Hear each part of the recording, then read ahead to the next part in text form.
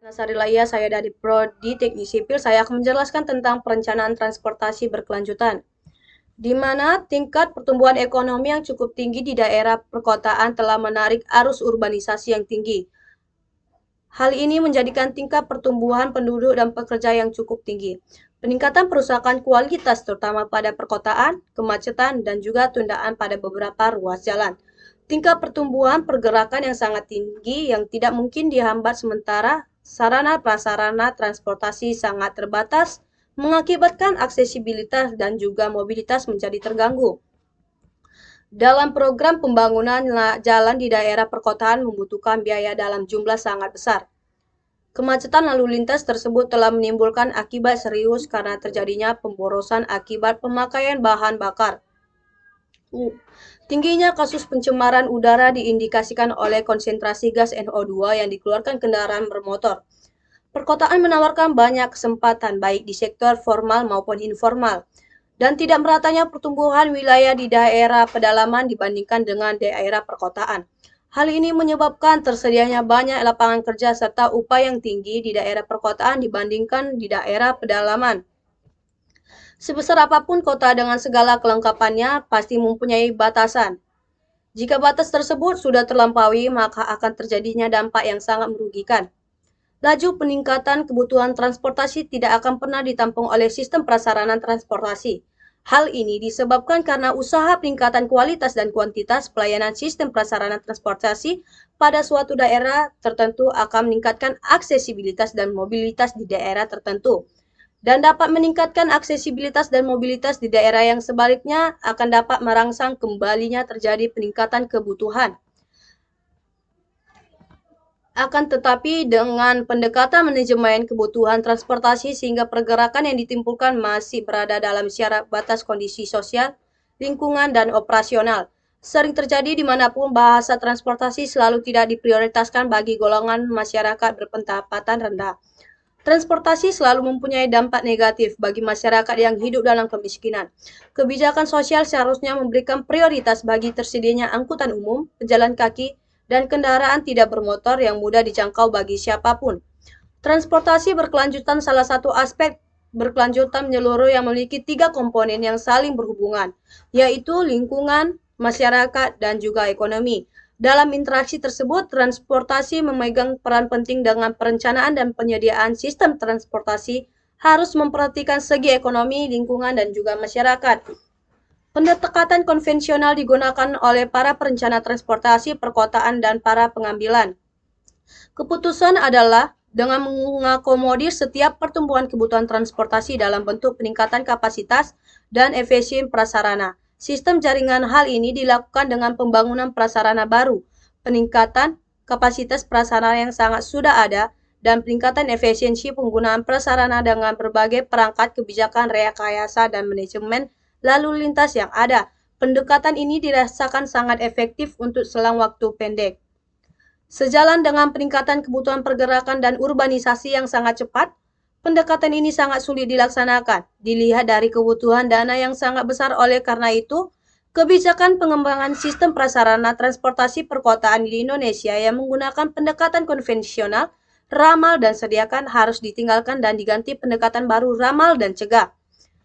Bukti yang jelas dapat terlihat di Kota Bandung, yang telah mengeluarkan dana yang sangat besar dalam usaha peningkatan kualitas sistem prasarana transportasi untuk mengejar laju pertumbuhan kebutuhan transportasi. Transportasi yang cukup tinggi akan terjadi adalah kemacetan lalu lintas yang masih terlihat di mana-mana pada saat sekarang dengan tingkat intensitas dan kompleksitas yang tidak berubah dan malah semakin parah. Hal ini disebabkan karena kebutuhan transportasi dan sistem prasarana transportasi saling mengejar dan tidak pernah berhenti sampai kondisi jenuh tercapai, atau sering kita sebut macet total di mana-mana. Bahwa usaha pemecatan permasalahan transportasi perkotaan pada saat sekarang yang dilakukan dengan usaha meningkatkan kuantitas dan kualitas sistem prasarana transportasi yang ada. Sama aja artinya dengan memindahkan permasalahan kemacetan yang terjadi pada masa sekarang ke masa yang mendatang. Dengan tingkat intensitas dan kompleksitas yang jauh lebih parah, di Indonesia telah mengalami krisis ekonomi, seperti pemerintah memerlukan adanya yang relatif besar untuk memperbaiki pelayanan jasa sistem prasarana transportasi perkotaan yang merupakan pendukung utama bagi perbaikan kondisi ekonomi. Kebijakan yang dapat dilakukan dalam pelaksanaan konsep transportasi berkelanjutan dapat mengarah pada terjadinya beberapa dampak, yaitu pertama, dampak pergeseran waktu. Proses pergerakan terjadi pada lokasi yang sama, tetapi pada waktu yang berbeda. Strategi yang dapat dilakukan untuk mendukung kebijakan ini yaitu dengan strategi yang masuk keluar kantor atau sekolah yang berbeda. Usahakan untuk menghindari terjadinya jam puncak. Dapat juga dilakukan dengan melakukan pergerakan lebih awal sebelum jam sibuk. Yang kedua itu batasan waktu pergerakan untuk angkutan barang. Yang dapat dilakukan meliputi hari kerja yang dipadatkan, kerja fleksibel, dan kebijakan hari kerja tanpa angkutan pribadi dan lain-lain. Yang kedua itu dampak pergeseran lokasi. Proses pergerakan terjadi pada waktu yang sama tetapi pada lokasi yang berbeda. Strategi yang dapat dilakukan yaitu yang pertama itu kita tahu kebijakan road pricing seperti sistem stiker dan area listening SIM. Yang kedua itu penetapan lokasi angkutan barang, penetapan ruas jalan khusus dan angkutan umum dan lain-lain. Yang ketiga itu kita tahu bahwa dampak pergeseran moda. Proses pergerakan terjadi pada lokasi yang sama dan pada waktu yang sama tetapi dengan moda transportasi yang berbeda. Yang dapat dilakukan dalam strategi ini adalah jalur khusus bis. Jika suatu ruas jalan mengalami kemacetan, bis dapat menggunakan satu jalur sendiri. Dengan demikian, bis tersebut bergerak lebih cepat karena kemacetan lalu lintas telah dipindahkan dari jalur tersebut. Yang kedua itu kemudahan pejalan kaki. Apabila fasilitas pejalan kaki tidak disediakan dengan baik, maka masyarakat akan berkurang minatnya menggunakan angkutan umum. Hal yang perlu diperhatikan adalah masalah fasilitas, kenyamanan, dan keselamatan. Yang keempat itu dampak pergeseran lokasi tujuan. Proses pergerakan terjadi pada lokasi yang sama, waktu yang sama, dan modal transportasi yang sama, tetapi dengan lokasi tujuan yang berbeda.